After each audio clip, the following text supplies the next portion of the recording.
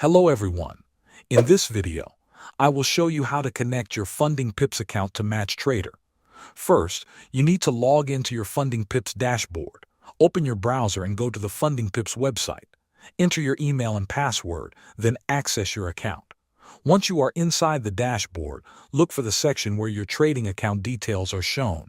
This is usually called account credentials or something similar. Next, make sure that your trading platform is set to MatchTrader. This is important because Funding Pips may offer different platforms, and the login details only work for the one you selected. Now open the MatchTrader platform. You can do this either through your web browser or by downloading the MatchTrader app on your device. Once the platform loads, look at the top right and click on the profile icon. Then from the menu select Sign In.